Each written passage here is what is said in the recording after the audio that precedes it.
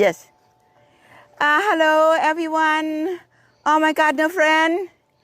Today it's still in March, kind of early. Well, I don't know, it's still winter, but it is in March. But in my garden right now in Athens, Georgia, USA.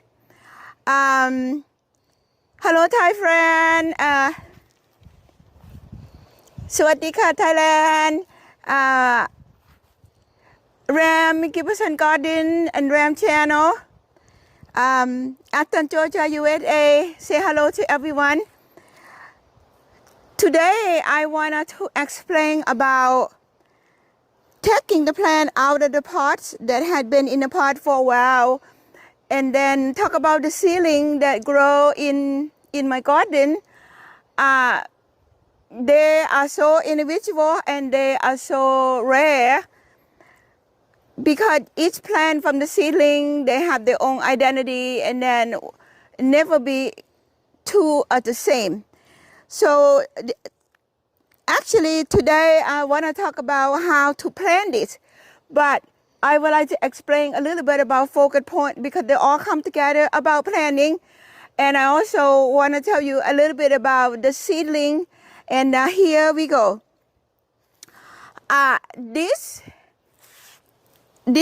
Okay, I'm sorry. This plant right here,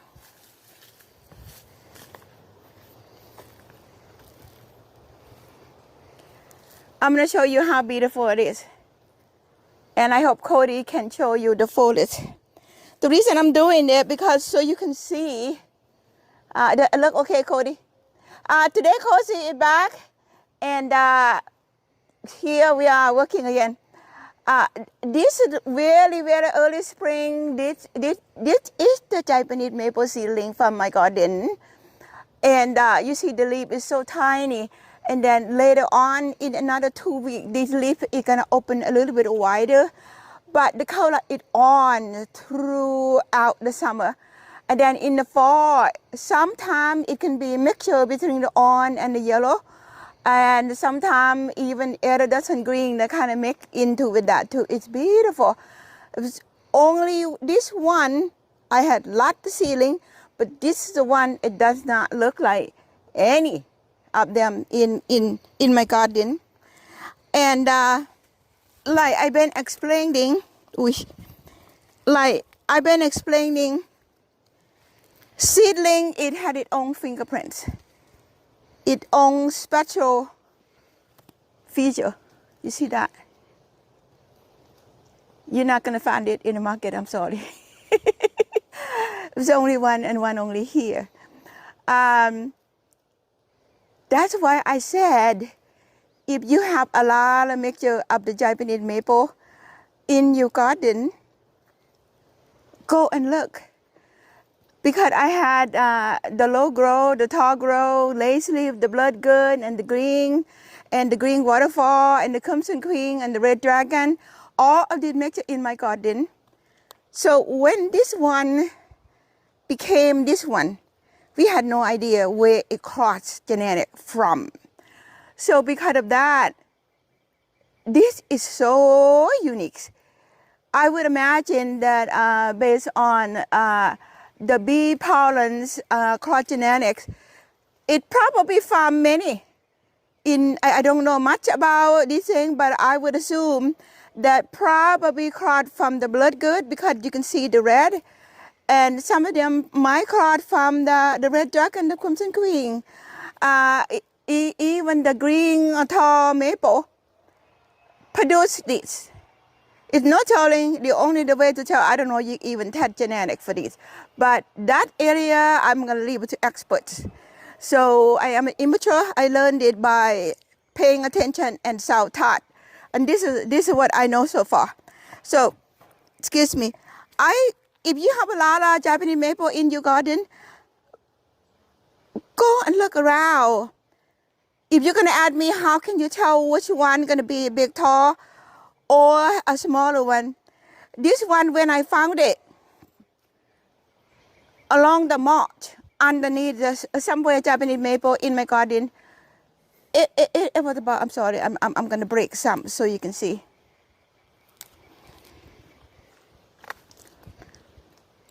It's about like this, above the ground.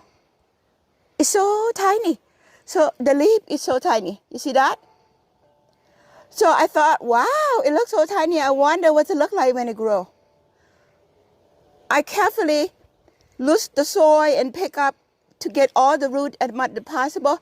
Then I put it into like a 3-inch pot, and I grew in the garden for quite some time. It's slow grow, super slow grow. Then I beginning to realize that the Japanese maple is not gonna be a big Japanese maple. It's gonna be a small one. So I probably waited like about 3 to almost 4 years. I put it into like a 1-gallon pot, and I grow it in my garden for some time. And then you say, well, take a long time before you get that.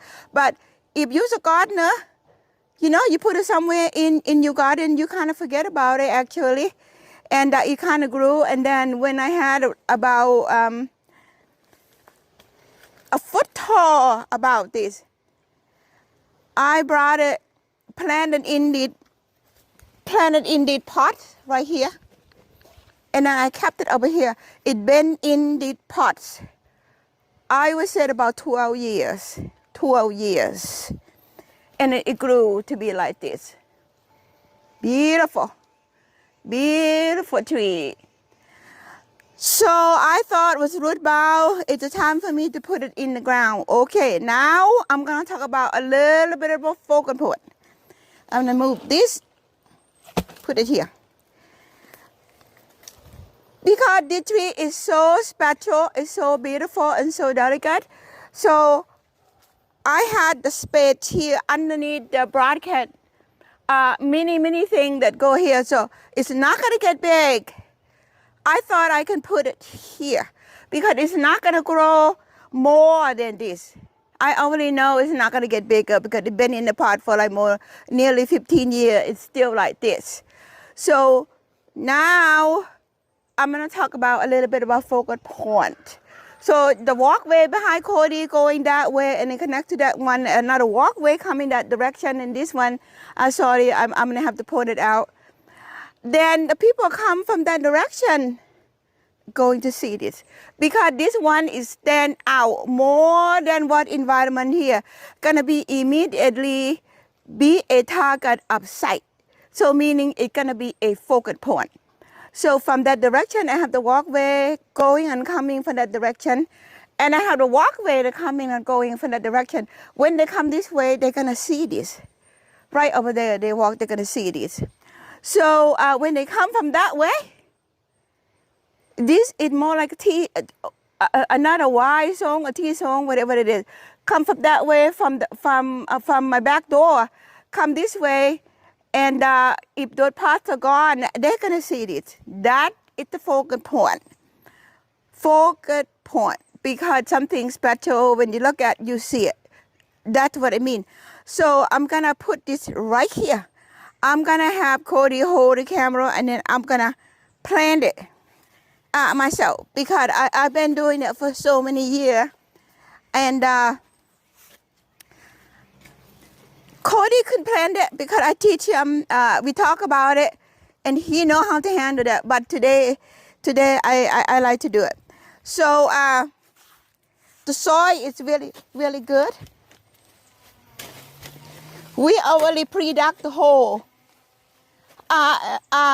Normally I was gonna plant it in the fall, early fall, but I didn't get to do it. And but now I thought maybe I'll go ahead and do that. So we already dug the soil, and you already see that a lot of leaves fall into the hole. I wish I have a little shovel, but we didn't. So I'm gonna use my finger. See, when we prepare to do the camera thing, we don't know what we need sometimes. So this kind of what you kind of know. If you would put the shovel here, normally plant it about like this. Whatever how many inch of this. That's what it should be. So it's about that. So I know now they're gonna be that only what I need. So now the hole kind of big because the roof down, you want to have like 2 times up the side of the root bulb. You want to have the top of the tree, it's the same level up the soil. So in other words, don't bury the tree, plant the tree. So now I'm gonna roll this thing down.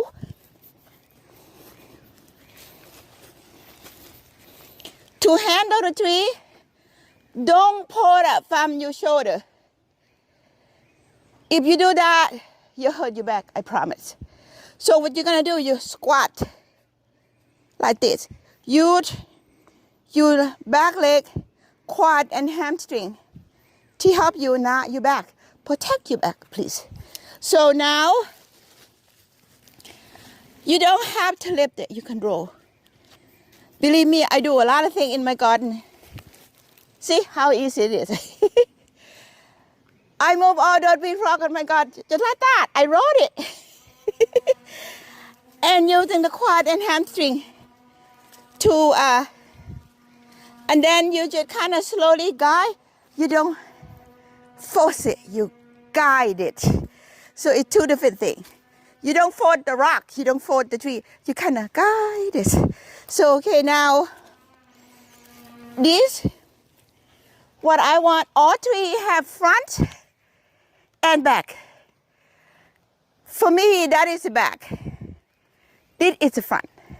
So my goal is, since I'm using it for a focal point, so I'm gonna do kind of like this. You see how easy it becomes? So now,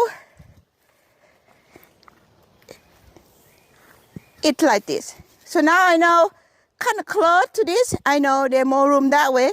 So I'm gonna move the tree that way. So, see? Later on, I can easily prune it out.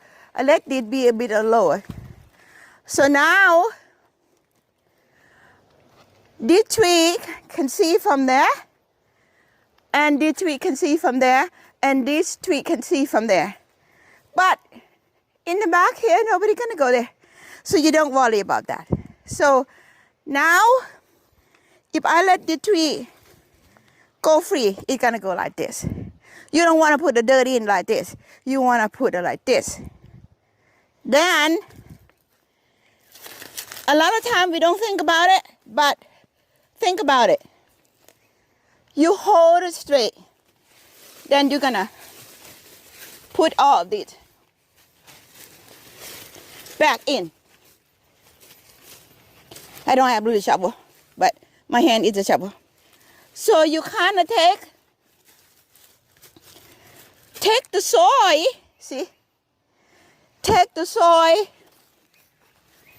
around it. This soil I don't have to mix with anything because I got a really, really good soil already in the garden. In UK, if you brand new garden, you have a lot of clay, you're gonna have to amend it by using whatever. In some cases, they even recommend that you will test your soil, and then you will know what you need. But I never tested soil. I just kind of work with it, and or you can take it to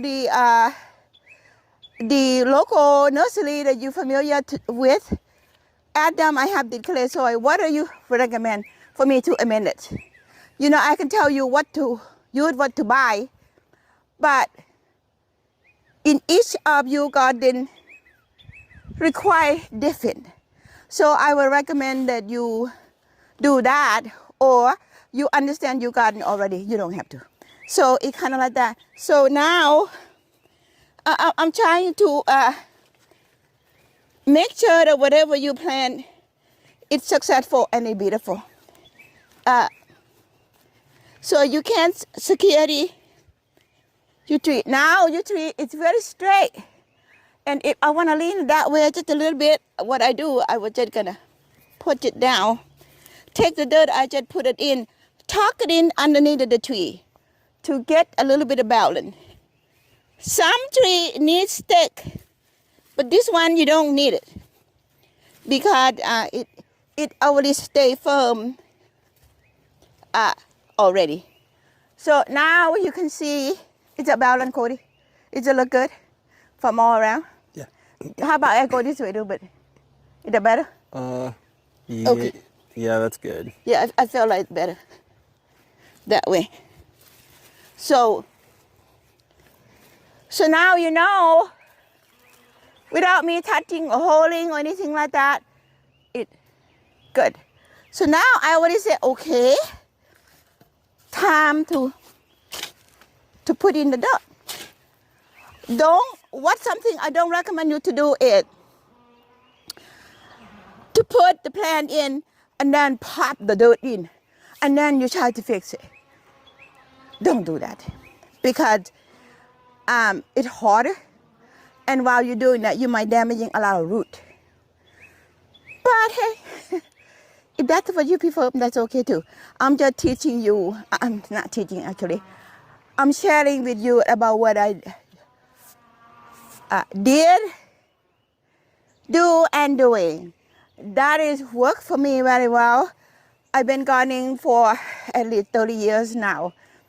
Everything I plant, I rarely kill the plant, but I do kill the plant too.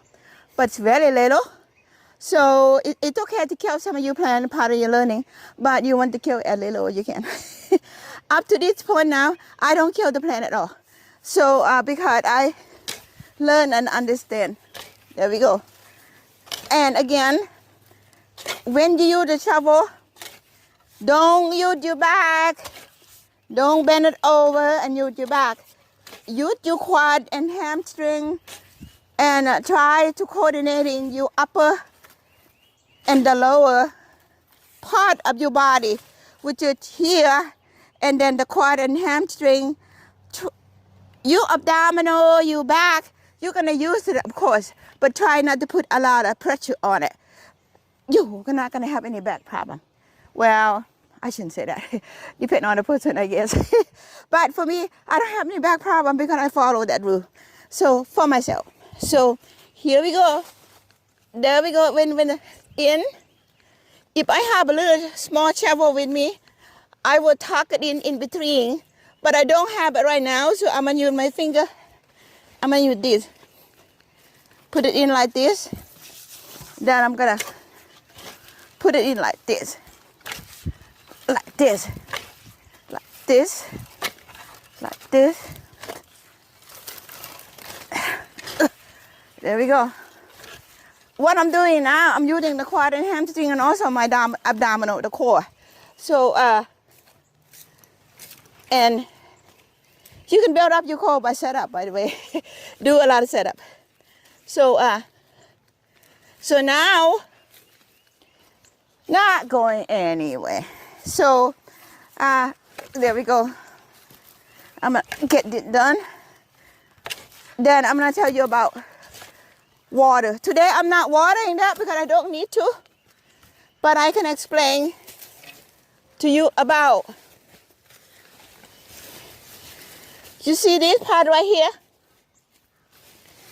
Never do that. Never, because if you do that, it'll get rot underneath here. When this get rotten, the tree does not die right away. It take a while. By the time you know it's rotted, it's already dead. Let's put it that way. But keep in mind, you don't do that. So, and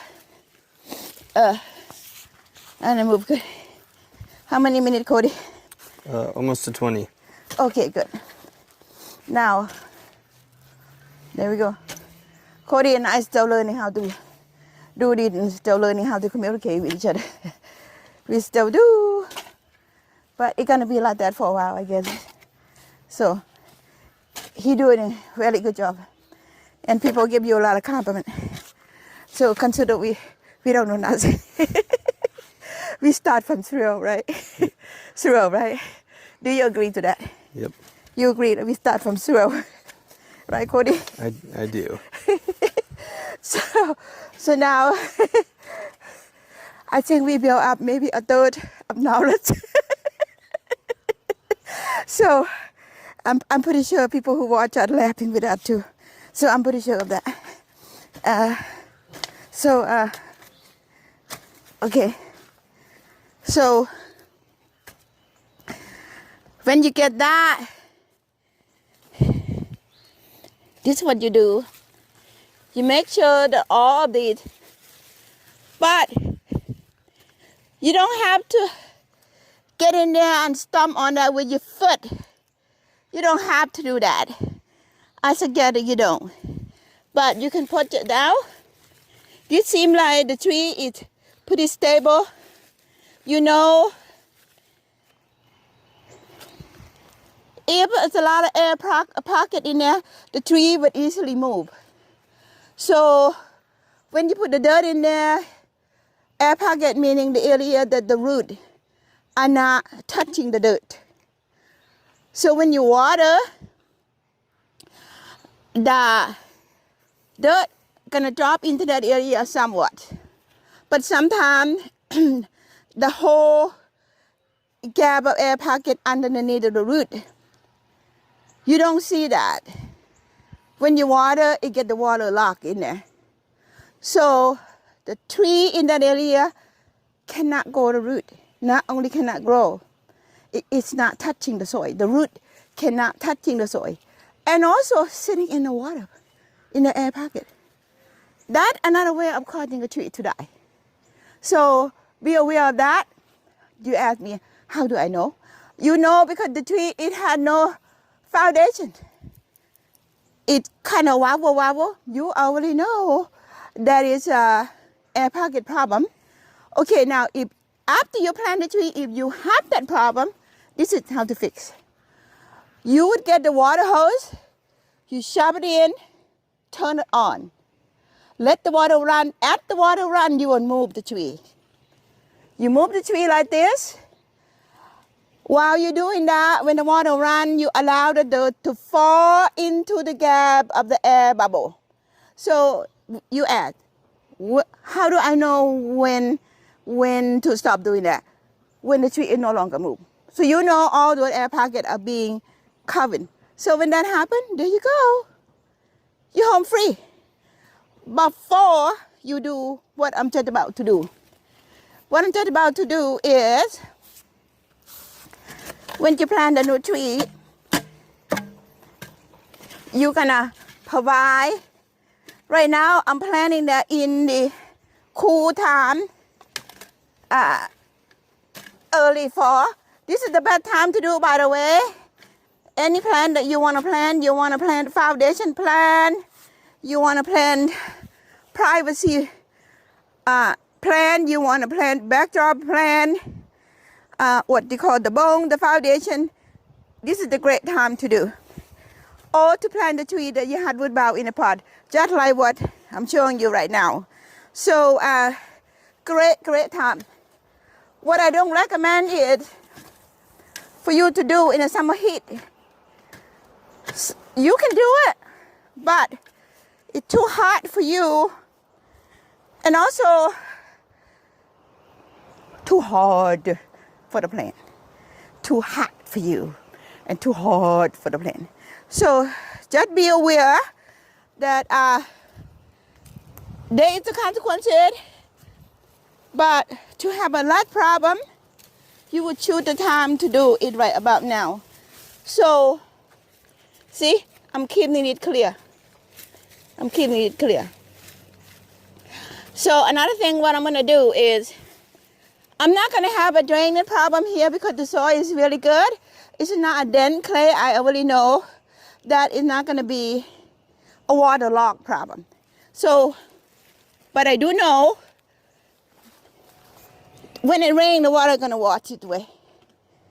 I'm teaching you a lot of things here, but come right down to it, it's not a lot. It's just a common sense to put it in your thought. The water is gonna wash down here. So now what I'm doing is like this.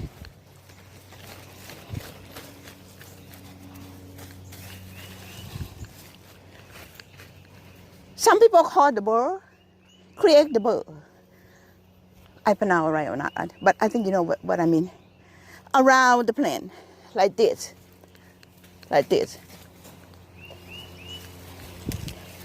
Some area, if you plant the tree, or have the low point like this, you're gonna have to do that, because if you don't, when you water, it's gonna water right out. So the water have a chance to absorb into here. It's very little. So in other words, whatever you water, it's gonna wash right out. But if you do this, at least you had a chance to allow the water to get absorbed into the bottom. Okay? Do this if you don't have a drainage problem. So if you have a drainage problem, consult with somebody. Understand exactly what you're doing. So, drainage problem kill plant, by the way.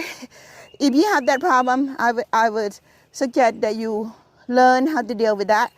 I can't really explain to you right now, because that might be another show. So, but you can, we all can learn. I learned it by touching myself. And also I watch a lot of programs about gardening on YouTube or whatever channel I can get my hand on. And that's just about it. I think I share a lot with you today. Now, the area that you just plant, Cody gonna bring the moss. He gonna moss around there, and he gonna add some moss around that to make it look better. Sometimes it can be higher if you require to do that, but for me, I don't require that. So Cody gonna be getting more moss. He gonna moss here look good, and this plant is not gonna go anywhere. We don't need stick. We don't need anything like that. So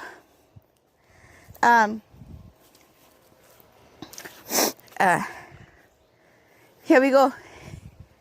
We planted this tree together today with the whole world. And I am so proud and so glad to share what I learned. I'm not teaching, by the way. I'm just sharing you my knowledge. Oh, I'm just sharing you what's successful for me. Let's put it that way. But understand that in some corner of the world might require something a little bit different, you know. But this kind of what basic. And then make your own judgment, and then your own needs. And be a gardener. It's great for the heart, great for the soul, great for the mental and physical, and great for learning how to use the great common sense too. That part of that, you know, that's become your creation in your garden. That's how you find peace in the garden, because you understand what's going on in your garden. Then, you know, connect into the positive energy. It will come naturally, I promise. And this tree, it will create a lot of pleasure through summer and many more years to come. And today we plant the tree together, and I will show you again in the future how, can you see my face, okay? How the tree become and how it grow up. And that's just it, you know. I mean, if you have a tree that would bow in a pot for many years, maybe you want to put it in the ground. It didn't have to be Japanese maple. It can be anything that you love and you connect to. You've been keeping there for a long time. It can be camellia, hydrangea, box eye, or whatever, cypress, and all that thing. And take a look at your location. And then this area right here, in the summer, it's gonna cover with ginger, fern, and jasmine, and the ground covering. You're not gonna see the ground at all. And the creeping of vinca, and then and Solomon seal, you know, the variegated foliage to here, bounce it off with this color, and you get that picture. It's very beautiful. And today I would again say thank you.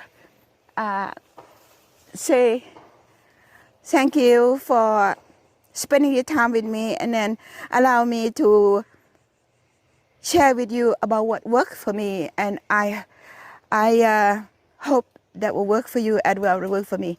And from Thailand, สวัสดีค่ะ United States, America, I say thank you, and thank you for sending me the best comments, and everybody want to know who Cody is. Say hello, Cody. Hello. Louder, louder. Hello. When you say I can hardly hear you, I don't know. They can hear you or not out to that microphone.